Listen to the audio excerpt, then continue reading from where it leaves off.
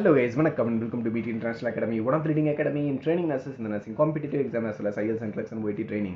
AIMS NOTSET 6 இதோட results இப்போ தான் அனௌன்ஸ் பண்ணியிருக்காங்க. இதை தொடர்ந்து இப்போ Sanjay Gandhi post graduate institute of medical science இது ரேபெலி அதாவது லக்னோவில் யூபியில் இந்த ஹாஸ்பிட்டல் வந்து சிச்சுவேட் ஆயிருக்கு. இவங்க வந்து வேகன்சி அனௌன்ஸ்மெண்ட் பண்ணியிருக்காங்க. அதாவது ஒரு ஹியூஜ் வேகன்சி அனௌன்ஸ்மெண்ட் வந்து பண்ணியிருக்காங்க. அதாவது 1426 வேகன்சி அனௌன்ஸ்மெண்ட் பண்ணியிருக்காங்க. இந்த வேகன்சி பற்றி தான் டீட்டெயிலாக பார்க்க போகிறோம். வீடியோ கடைசி வரைக்கும் பாருங்க. வீடியோ பிடிச்சிருக்குன்னா லைக் பண்ணுங்க, மற்றவங்களுக்கு ஷேர் பண்ணுங்க. சப்ஸ்கிரைப் பண்ணாமல் பார்த்துருக்கீங்கன்னா சப்ஸ்கிரைப் பண்ணிட்டு சேனலில் பாருங்க. அப்போ தான் நாங்கள் போகிற வீடியோ உங்களை வந்து ரீச் ஆகும். வாங்க வீடியோக்குள்ள போகலாம். So Sanjay Gandhi post graduate institute of medical science நான் ஏற்கனவே சொன்ன மாதிரி ரேபெலி ரோட் லக்னோவில் இருக்குது. இது வந்து யூபியில் வந்து சிச்சுவேட் ஆயிருக்கு. இதில் ஒரு ஷார்ட் நோட்டீஸோட ஃபர்ஸ்ட் ஸ்டார்ட் பண்ணுவோம். இதை தொடர்ந்து நம்ம மெயின் நோட்டீஸை பார்ப்போம். ஷார்ட் நோட்டீஸில் பார்த்தீங்க அப்படின்னா அட்வர்டைஸ்மெண்ட் நம்பர் வந்து கொடுத்துருக்காங்க. அட்வர்டைஸ்மெண்ட் நம்பர் எப்பயுமே நான் சொல்லுவேன், அது ரொம்பவே இம்பார்ட்டன்ட் சொல்லிட்டு name of the post second காலமில் கொடுத்துருக்காங்க. இதில் பார்த்தீங்க அப்படின்னா சிக்ஸ்த் நம்பர் பார்த்தீங்க அப்படின்னா நர்சிங் ஆஃபீஸர் அப்படின்னு சொல்லி மென்ஷன் பண்ணியிருக்காங்க. இதில் வந்து 1426 வேகன்சி இவங்க மென்ஷன் பண்ணியிருக்காங்க. அதாவது லெவல் 7 பேக்கேஜில் வந்து குரூப் பியில் வந்து நம்ம வரும் இந்த போஸ்ட்ல. சரியா? ஸோ ஸ்டார்டிங்லேயே பார்த்தீங்க அப்படின்னா இவங்க ஹோம் பேஜ் அதாவது அஃபிஷியல் வெப்சைட்டோட லிங்க் வந்து கொடுத்துருக்காங்க. அதாவது www.scpgims.org.in அப்படின்னு சொல்லிட்டு மென்ஷன் பண்ணியிருக்காங்க.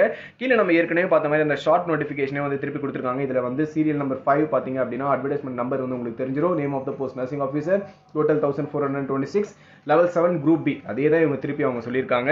ஸோ நிறைய வேகன்சி சொல்லியிருக்காங்க. நர்சிங் ஆஃபீஸர் மட்டும் சொல்லலைங்க, நிறைய வேகன்சிஸ் வந்து இவங்க அனௌன்ஸ் பண்ணியிருக்காங்க. ஸோ இது ரிலேட்டடாக யாருன்னா இருக்காங்க அப்படின்னா அவங்களுக்கு இந்த வீடியோவை ஃபார்வர்ட் பண்ணுங்க, அவங்களுக்கும் இது யூஸ்ஃபுல்லாக இருக்கும். அதாவது junior engineer, senior administrative assistant, stenographer, receptionist, perfusionist, technician, அதாவது radiology technician, medical lab technologist, இது மாதிரி நிறைய பேர் வந்து முடிச்சிருக்காங்க.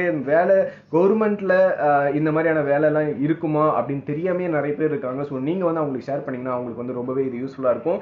Technician radio therapy, technical assistant, neuro otology, junior physiotherapist, junior occupational therapist, nuclear medicine technologist, technician, dialysis, sanitary inspector சொல்லிட்டு இவ்வளோ vacancy வந்து அவங்க சொல்லியிருக்காங்க. ஸோ வேகன்சி வந்து ஆவரேஜாக இருக்குது. நர்சிங் ஆஃபீஸர் வேகன்சி மட்டும் தான் ஹியூஜான ஒரு வேகன்சி வந்து அவங்க அனௌன்ஸ் பண்ணியிருக்காங்க. ஸோ யாருக்கு இது தேவைப்படுதோ அவங்களுக்கு வந்து இதை ஷேர் பண்ணுங்கள், மற்றவங்களுக்கு இது யூஸ்ஃபுல்லாக இருக்கும். அடுத்து ஜென்ரல் இன்ஸ்ட்ரக்ஷன்ஸ் வந்து அவங்க கொடுத்துருக்காங்க. இதில் ஒரு முக்கியமான விஷயம் நான் முதல்ல சொல்லிடுறேன். என்ன ஒரு விஷயம் அப்படின்னா, நீங்கள் இது வந்து யூபி ஸ்டேட்டில் ஜென்ரேட் ஆயிருக்க வேகன்சி, சரிங்களா? ஸோ இந்த ஹாஸ்பிட்டல் வந்து யூபி ஸ்டேட்டில் இருக்குது. ஸோ மற்ற ஸ்டேட்லேருந்து நீங்கள் இந்த ஹாஸ்பிட்டலுக்கு அப்ளை பண்ணுறீங்கன்னு நினச்சிங்க அப்படின்னா உங்களை அன்ரிசர்வ்டில் தான் நீங்கள் வந்து அப்ளை பண்ண முடியும். நீங்கள் வந்து ஓபிசிலையோ எக்கனாமிக்லி வீக்கர் செஷன்லையோ எஸ்சி எஸ்டி கேட்டகரியோ இது மாதிரி ரிசர்வ்டு கேட்டகரியில் உங்களால் அப்ளை பண்ண முடியாது. அன்ரிசர்வ்டு கேட்டகரியில் மட்டும்தான் உங்களால் வந்து அப்ளை பண்ண முடியும். இந்த விஷயத்தை நீங்கள் தெளிவாக ஞாபகம் வச்சுக்கோங்க, சரியா? ஒரு வேளை நீங்கள் வந்து யூபிலேயே பிறந்து வளர்ந்துருக்கீங்க, யூபி நர்சிங் கவுன்சிலில் ரிஜிஸ்ட்ரேஷன் பண்ணியிருக்கீங்க, உங்ககிட்ட யூபி டொமிசைல் சர்டிஃபிகேட் வந்து வச்சிருக்கீங்க அப்படின்ற பட்சத்தில் மட்டும் ரிசர்வேஷன் கேட்டகரி உங்களுக்கு அப்ளிகபிள் ஆகும், சரியா? ஸோ இந்த விஷயம் ரொம்ப டிரான்ஸ்பரண்டாக நான் உங்களுக்கு வந்து முன்னாடியே சொல்லிடுறேன், சரியா? But huge number of vacancy இருக்கிறதால நீங்கள் அப்ளை பண்ணீங்க அன்ரிசர்வ்டு கேட்டகரியில் நீங்கள் எக்ஸாம் எழுதினாலும் உங்களுக்கு கிடைக்கிறதுக்கான வாய்ப்புகள் ரொம்பவே அதிகம், சரியா? அடுத்து சிபிடி எக்ஸாம்ஸ் தான் இருக்க போகுது அப்படின்னு சொல்லியிருக்காங்க. எந்த ஒரு ஆன்லைனில் தான் நீங்கள் அப்ளிகேஷன் ஃபில் பண்ண போகிறீங்க அப்படின்னு சொல்லியிருக்காங்க. ஆன்லைன் அப்ளிகேஷன் ஃபில் பண்ணுறதுக்கான டேட் வந்து அவங்க இன்னும் வந்து இன்ஃபார்ம் பண்ணலை. ஸோ இந்த ஒரு ஹார்ட் காப்பியும் நீங்கள் வந்து பிரிண்ட் அவுட் எடுத்து சென்ட் பண்ணணும் அவசியம் கிடையாது. ஆனால் பிரிண்ட் அவுட் எடுத்து வச்சுக்கணும், சரிங்களா? உங்களோட டாக்குமெண்ட் வெரிஃபிகேஷன் அப்போ நீங்கள் அதை எடுத்துகிட்டு போயிட்டு சப்மிட் பண்ணுற மாதிரி இருக்கும்.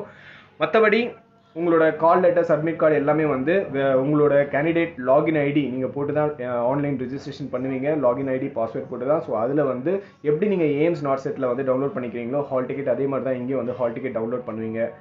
Skill test, written test, interview அப்படி 3 விஷயம் சொல்லியிருக்காங்க. ஆனால் ஸ்கில் டெஸ்ட் வந்து ஸ்டீனோகிராஃபர் அந்த ஒரு கேட்டகரிக்கு தான் வச்சிருக்காங்க. நர்சிங் வந்து ஸ்கில் டெஸ்ட் வந்து இவங்க சொல்லலை, வெறும் ரிட்டன் டெஸ்ட், இன்டர்வியூ மட்டும் தான் சொல்லியிருக்காங்க. பார்ப்போம். அடுத்த இம்பார்ட்டன்டான பாயிண்ட்னு எடுத்துக்கிட்டிங்கன்னா yes application fees. So unreserved கேட்டகரியில் வரீங்க அப்படின்னா நான் ஜிஎஸ்டியோட சேர்த்து சொல்கிறேன். 1180, ஓபிசி எக்கனாமிக்லி வீக்கர் செஷனில் வரீங்கன்னா 1180, எஸ்சி எஸ்டிக்கு 708 rupees. நம்ம வந்து அன்ரிசர்வ்ல தான் அப்ளை பண்ண போகிறோம். ஸோ நம்மளுக்கான ஃபீஸ் வந்து 1180 rupees தான் வந்து ஃபீஸாக இருக்க போகுது. இந்த ரிசர்வேஷனில் வந்து ஃபர்ஸ்ட் பாயிண்ட் பாருங்க, நான் இப்போ சொன்ன விஷயத்தை தான் இவங்க சொல்லியிருக்காங்க. ஃபர்ஸ்ட் பாயிண்ட்ல அதாவது இந்த ஷெட்யூல் ட்ரைப்ஸ், இந்த பாயிண்ட்டை நான் பார்க்க சொல்கிறேன், சரியா? ஸோ என்ன சொல்லியிருக்காங்கன்னா, schedule tribe, SC ST, OBC, economical weaker section எந்த நீங்கள் கேட்டகரியில் இருந்தாலும், ரிசர்வ் கேட்டகரியில் இருந்தாலும் நீங்கள் கவர்மெண்ட் ஆஃப் யூபி, அதாவது நீங்கள் யூபி ஸ்டேட்டில் இருந்தீங்கன்னா மட்டும்தான் இந்த ரிசர்வேஷன் கேட்டகரி எல்லாமே வந்து உங்களுக்கு அப்ளிகபிள் ஆகும் அப்படின்ற ஒரு விஷயத்தை ஃபர்ஸ்ட் பாயிண்ட்ல ரொம்பவே தெளிவாக சொல்லியிருக்காங்க. மற்றபடி அப்பவும் போகிறதாங்க ஓபிசி சர்டிஃபிகேட் எடுத்துக்கோங்க, எக்கனாமிக்கலி வீக்கர் செக்ஷன் சர்டிஃபிகேட் எடுத்துக்கோங்க. ஒருவேளை நீங்கள் யூபியில் பிறந்து வளர்ந்துருந்தீங்கன்னா, தமிழ் பேசுகிறீங்க அப்படின்னா, ஸோ அந்த ஒரு பட்சத்தில் உங்களுக்கு 2023-24க்கான அந்த ஃபைனான்ஷியல் இயருக்கான OBC certificate, economic weaker section certificate நீங்கள் வாங்கி வச்சுக்கணும், சரியா? அண்டு மற்றபடி இம்பார்ட்டண்டான பாயிண்ட்ஸ் எடுத்துக்கிட்டோம்னா குவாலிஃபிகேஷன்ஸ். ஸோ எல்லா கேட்டகரியோட குவாலிஃபிகேஷன் சொல்லியிருக்காங்க. நம்ம நர்சிங் ஆஃபீஸர் பார்த்துவோம். எப்பவும் போல் பிஎஸ்சி நர்சிங் முடிச்சிருக்கணும், இல்லை போஸ்ட் பேசிக் பிஎஸ்சி நர்சிங் முடிச்சு ஆர்என்ஆர்எம் சர்டிஃபிகேட் வந்து வேலிடாக வச்சிருக்கணும்னு சொல்லியிருக்காங்க. ஒரு வேலை நீங்கள் டிப்ளமோ இருக்கீங்க அப்படின்னா மட்டும் உங்களுக்கு வந்து 2 years ஆஃப் எக்ஸ்பீரியன்ஸ் வந்து கேட்டிருக்காங்க. அதாவது 50 bedded ஹாஸ்பிட்டலில் 2 years ஆஃப் எக்ஸ்பீரியன்ஸ் வந்து கேட்டிருக்காங்க. உங்களுக்கு நீங்களும் வந்து ஆர்என்ஆர்எம் சர்டிஃபிகேட் வந்து வேலிடாக வச்சிருக்கணும் அப்படின்னு சொல்லிட்டு மென்ஷன் பண்ணியிருக்காங்க. இதுதான் நர்சிங் ஆஃபீஸருக்கான எசென்ஷியல் குவாலிஃபிகேஷன். சரிங்களா? மற்ற குவாலிஃபிகேஷன் தேவைன்னா நீங்கள் பாஸ் பண்ணி பார்த்துக்கோங்க. ஸோ என்னென்னலாம் நீங்கள் வந்து டாக்குமெண்ட்ஸ் ரெடியாக வச்சுக்கணும் நீங்கள் வந்து ஆன்லைனில் அப்ளை பண்ணும்போது அப்படின்னு சொல்லிட்டு மென்ஷன் பண்ணியிருக்காங்க பாருங்கள். ரீசெண்ட் ஸ்கேன்டு கலர்டு ஃபோட்டோகிராஃப், அதோட மேக்ஸிமம் சைஸ் வந்து 8 KB வந்து சொல்லியிருக்காங்க. ஸ்கேன்டு சிக்னேச்சர், அதோட மேக்ஸிமம் சைஸும் 8 KB. Valid email ID, valid phone number, இது ரெண்டுமே எப்பயுமே முக்கியம். Scanned image of mark sheet, certificates like 10th 12th and education qualification like BSc இல்லை டிப்ளமோ எது நீங்கள் முடிச்சிருந்தாலும் அதோட மார்க் ஷீட்ஸ் எல்லாமே நீங்கள் வந்து இல்லை டிகிரி சர்டிஃபிகேட் எல்லாமே ஸ்கேன் பண்ணி வச்சுக்கணும்னு சொல்லியிருக்காங்க. கேஸ்ட் சர்டிஃபிகேட் நம்மளுக்கு அப்ளிகபிள் ஆகாது, யூஆரில் தான் அப்ளை பண்ண போகிறோம். எதுக்கு நான் சொல்கிறேன். ஸோ கேஸ்ட் சர்டிஃபிகேட் இருந்துச்சுனாலும் நீங்கள் ஸ்கேன் பண்ணி வச்சுக்கோங்க. எக்ஸ்பீரியன்ஸ் சர்டிஃபிகேட் நீங்கள் டிப்ளமோ முடிச்சிருக்கீங்கன்னா எக்ஸ்பீரியன்ஸ் சர்டிஃபிகேட்டும் நீங்கள் ஸ்கேன் பண்ணி வச்சுக்கோங்க. சரியா? ஸோ இந்த சர்டிஃபிகேட்ஸ் எல்லாமே ரெடியாக வச்சுக்கணும். அதுக்கப்புறமா தான் நீங்கள் வந்து ஆன்லைன் அப்ளிகேஷன் ஸ்டார்ட் பண்ணணும், ரிஜிஸ்ட்ரேஷன் ஸ்டார்ட் பண்ணணும். எப்போ நான் சொல்கிறதாங்க, இமெயில் ஐடி மொபைல் நம்பர் உங்களோடது கொடுங்க, மற்றவங்களது கொடுக்காதீங்க. சரியா? ஸோ எப்படி வந்து நீங்கள் வந்து ஆன்லைன் அப்ளிகேஷன் ஃபில் பண்ணணும்னு சொல்லிட்டு ஸ்டெப் பை ஸ்டெப்பாக சொல்லியிருக்காங்க. எப்பவும் போல நம்ம கேண்டிடேட் ஐடி, அதாவது யூசர் ஐடி பாஸ்வேர்டு வந்து நம்ம ஜென்ரேட் பண்ணுவோம். ஸோ உங்களுக்கு ஃபோனுக்கு வந்து இல்லை உங்கள் மெயில் ஐடிக்கு வந்து 1 time பாஸ்வேர்டு வரும். அந்த 1 time பாஸ்வேர்டு யூஸ் பண்ணி தான் உங்களால் வந்து ஃபஸ்ட்டு ஸ்டெப், அதாவது நீங்கள் உள்ள அந்த ஹோம் பேஜ் உள்ள வந்து நுழைய முடியும். நுழைஞ்சிட்டிங்க அப்படின்னா personal details, communication details, qualification details, test, city, choice, document upload அப்படின்னு சொல்லிட்டு இந்த விஷயத்தை எல்லாமே கேட்கும். ஸோ ஆல் ஓவர் இந்தியா அவங்க வந்து சிட்டி சாய்ஸ் வந்து கொடுப்பாங்க.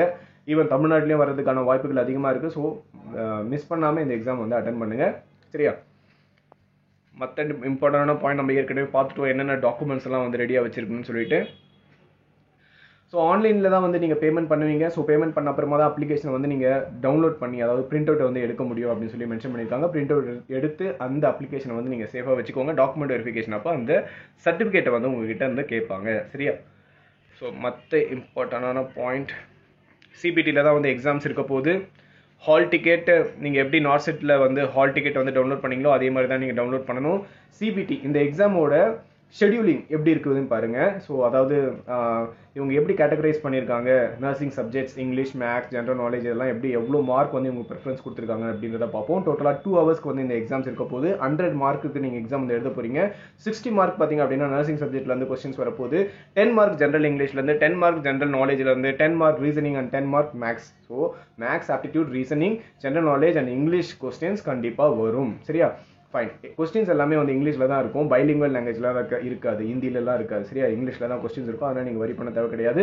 நெகட்டிவ் மார்க்கிங் இருக்கான்னு கேட்டிங்கன்னா கண்டிப்பாக இருக்குது. 1/3 ஆஃப் த மார்க் வந்து நெகட்டிவ் மார்க்கிங்காக இருக்கும் அப்படின்னு சொல்லிட்டு மென்ஷன் பண்ணியிருக்காங்க. சரியா? ஸோ நீங்கள் வந்து குவாலிஃபை ஆகணும் அப்படின்னா ஜென்ரல், ஓபிசி, எக்கனாமிக்லி வீக்கர் செக்ஷனில் வரீங்கன்னா 50% வந்து நீங்கள் ஸ்கோர் பண்ணிக்கணும். SC ST இருக்கீங்க அப்படின்னா 45% வந்து நீங்கள் ஸ்கோர் பண்ணிக்கணும் அப்படின்னு சொல்லியிருக்காங்க. நான் ஏற்கனவே சொல்லிட்டேன், ஸ்கில் டெஸ்ட் வந்து 2 கேட்டகரிக்கு தான் இவங்க வந்து சொல்லியிருக்காங்க. ஸ்கில் டெஸ்ட் அதாவது ஸ்டீனோகிராஃபர், சீனியர் அட்மினிஸ்ட்ரேட்டிவ் அசிஸ்டன்ட் அப்படின்னு சொல்லியிருக்காங்க.